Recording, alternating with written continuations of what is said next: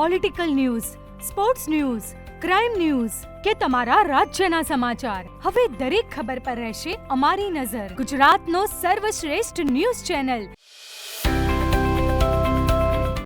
Heritage garba દ્વારા આગામી નવરાત્રી આયોજન બાબતે ખોડાભા હોલ ખાતે પત્રકાર પરિષદ યોજાઈ, જેની ખેલૈયાઓ અને મા અંબાના ભક્તો આતુરતાથી રાહ જોઈ રહ્યા છે.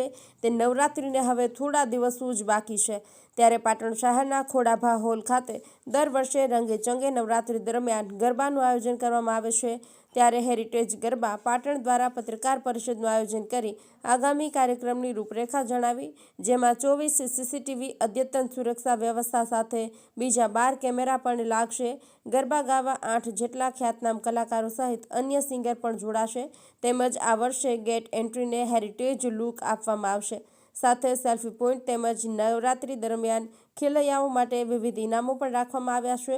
ગરબા રમવા માટે પારંપરિક પોશાક ફરજિયાત રહેશે, એવું હેરિટેજ ગ્રુપના સંયોજક ચિરાગભાઈ પટેલે જણાવ્યું હતું. સાથે સુરક્ષા વ્યવસ્થાને લઈ વિશેષ કાળજી લેવામાં આવી છે, જેમાં પોલીસ દ્વારા નાઇટ પેટ્રોલિંગ, જેન્ટ્સ સહિત મહિલા બાઉન્સર તેમજ ગરબા મેદાનમાં પણ સુરક્ષા જવાનો તૈનાત કરાશે. ફાયર સેફટીની પણ સુવિધા ઉપલબ્ધ કરવામાં આવશે. આવનારા 17 તારીખે ગરબાનો ઇતિહાસ અને તેની પરંપરા મુજબ શક્તિ વંદના કાર્યક્રમ યોજવામાં આવશે.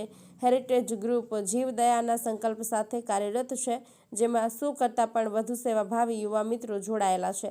પત્રકાર પરિષદ દરમિયાન સંયોજક ચિરાગભાઈ પટેલ અને તેમની ટીમ દ્વારા ઉપસ્થિત સર્વ મીડિયા મિત્રોનો આભાર વ્યક્ત કર્યો હતો. તેમજ સમગ્ર કાર્યક્રમ સફળ રહે એવી મા અંબાને મંગલ કામનાના ભાવ સાથે પત્રકાર પરિષદ પૂર્ણ થઈ હતી. કમલેશ પટેલ, પાટણ. દર વર્ષની જેમ ચાલુ સાલે 2025માં ગરબા મહોત્સવનું આયોજન કરેલું છે. 10 દિવસનું 4 દિવસ આપણે રેગ્યુલર કલાકાર જે હોય છે એ રાખેલા છે, અને એના સિવાય 8 દિવસ જુદા જુદા નામાંકિત કલાકારોને આપણે આમંત્રિત કરેલા છે.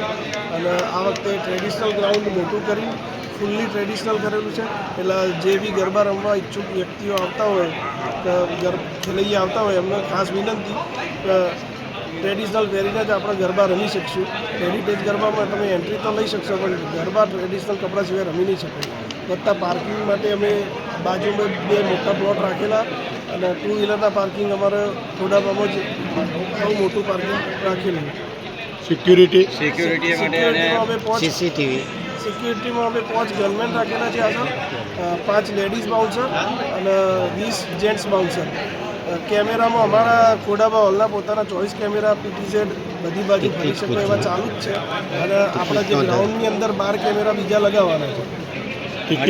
અચાનક કોઈ ઘટના બની ગઈ હોય તો એની સરકાર ગાઈડલાઇન્સ પ્રમાણે તમારા માટે કોઈ સેફટી, ફાયર સેફટી માટે અમારા ભાઈ 2 પ્લોટની અંદર 150 સ્પ્રિંકલર છે. એ એક સ્વિચથી ચાલુ કરીએ એટલે 150 જગ્યાએ ફુવારા ચાલુ થઈ જાય. વત્તા અમે જે ફાયર એક્ઝિક્યુટર છે એ થોડા અંતરે 25-25 મીટર લગાવવાના છીએ. 2 પાણીના ટેન્કર બી સ્ટેન્ડ બાય રાખીએ છીએ દર સાલની જેમ. ટિકિટનો દર અમે આ સાલ 150 હતો, એનો 200 રૂપિયા કર્યો છે. કેટલા વાગ્યા સુધી ગરબાનું આયોજન? ગરબાનું આયોજન 12 વાગ્યા સુધી, 9 થી 12. એન્ટ્રી ગેટ એક હશે, એમાં 8 લાઈનો હશે. એક્ઝિટ માટે 2 ગેટ રાખેલા છે. ચિરાગભાઈ, તમે હમણાં થોડી વાર પહેલાં પોલીસ બંદોબસ્તની વાત કરી. અહીંયા પોલીસ બંદોબસ્તની વાત કરી, એમાં કઈ રીતનો પોલીસ બંદોબસ્ત? પોલીસ બંદોબસ્તમાં અમને GRD જવાનો બહાર આપે છે.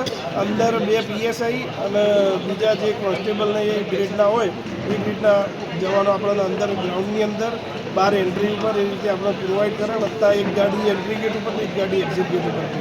ઓકે. અને પેટ્રોલિંગ 3 ગાડીઓનું ચાલુ જ હોય સતત. ઓકે.